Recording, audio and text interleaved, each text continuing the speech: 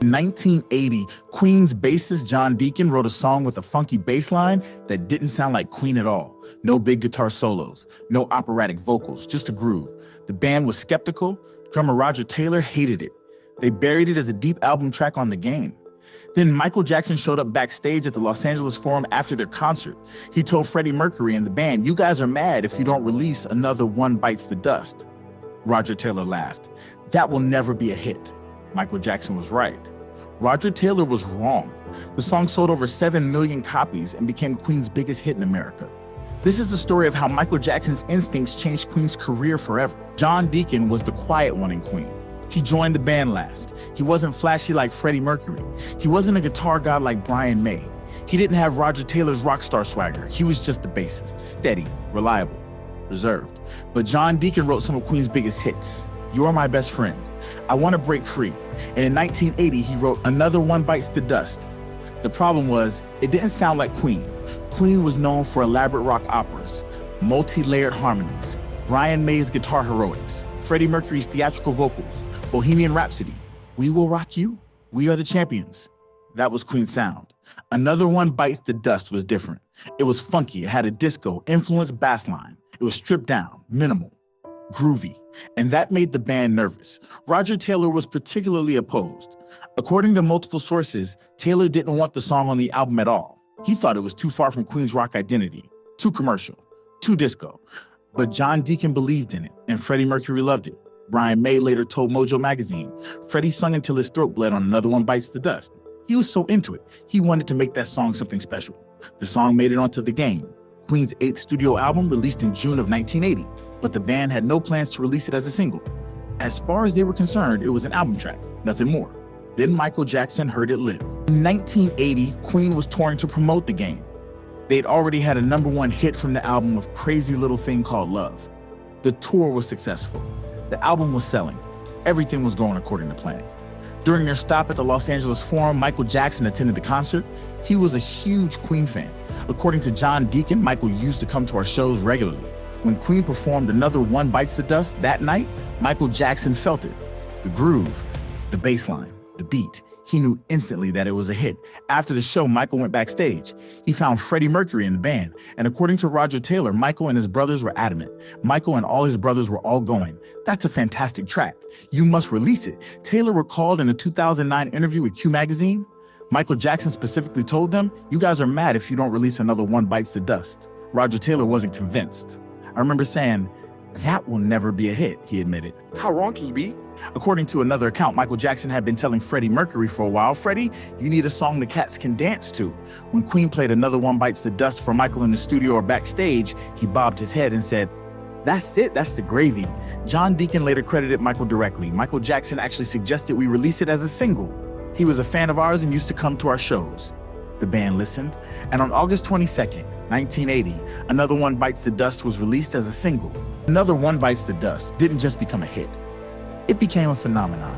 The song entered the Billboard Hot 100 in September of 1980. It climbed rapidly. On October 4th, 1980, it hit #1, and it stayed there for 3 weeks. It sold over 7 million copies worldwide. It became Queen's best-selling single in the United States. It won the American Music Award for Favorite Pop/Rock Single in 1981. It earned Queen a Grammy nomination for Best Rock Performance by a duo or group with vocal. And here's what made it even more remarkable.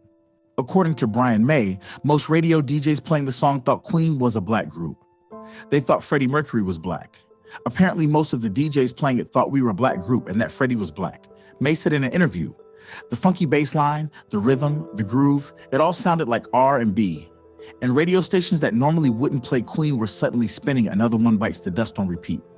Michael Jackson's instinct had been perfect. He knew the song would cross over. He knew it would reach audiences Queen had never reached before.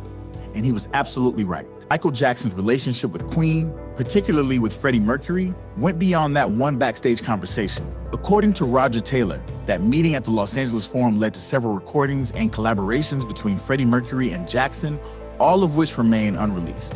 Think about that. Michael Jackson and Freddie Mercury recorded music together, and none of it has ever been released. What songs did they work on? What did they sound like? The world may never know, but the fact that they collaborated proves how deep their mutual respect went. Michael Jackson recognized Queen's genius, and Queen recognized Michael's ear for hits. It was a friendship built on understanding what it meant to be at the top of the music industry, the pressure, the expectations, the constant need to evolve. And in 1980, that friendship resulted in one of the biggest hits of the decade. Years later, Roger Taylor admitted he'd been completely wrong about Another One Bites the Dust. In a 2008 interview with Mojo magazine, Taylor clarified his position. "I'd already had an ineffectual pop at that kind of music with Fun It on the Jazz album. I was never against Another One Bites the Dust, but I was against releasing it as a single." Translation, and he didn't think it would work as a single. He was wrong. Another One Bites the Dust became one of Queen's defining songs.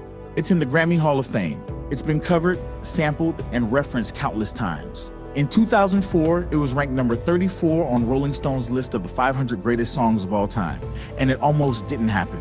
If not for Michael Jackson's intervention, Another One Bites the Dust might have remained a deep album cut that only hardcore Queen fans knew about. Roger Taylor was humble enough to admit it. How wrong can you be? He asked himself. Very wrong, as it turned out. Michael Jackson had an ear for hits, not just his own. Other artists too. He told Queen to release Another One Bites the Dust. They did. It became their biggest American hit. He convinced Paul McCartney to perform The Girl Is Mine with him. It became a top 10 hit.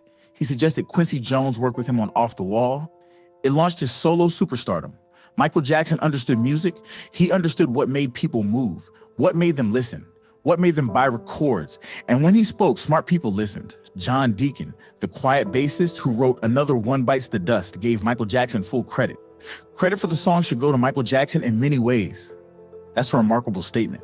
The man who wrote the song saying Michael Jackson deserves credit for its success. But it's true. Without Michael's push, without his certainty, without his willingness to tell one of the biggest bands in the world that they were wrong, Another One Bites the Dust might never have been released as a single, and Queen's legacy would be different. Their biggest American hit wouldn't exist. Their crossover into R&B and funk audiences might never have happened, all because they almost ignored the instincts of a 21-year-old Michael Jackson who told them, "That's the gravy." Michael Jackson didn't just change his own career, he changed Queen's too. If you want to hear more untold stories about the legends who changed music history, like and subscribe to King of Pop. Stay tuned for more content.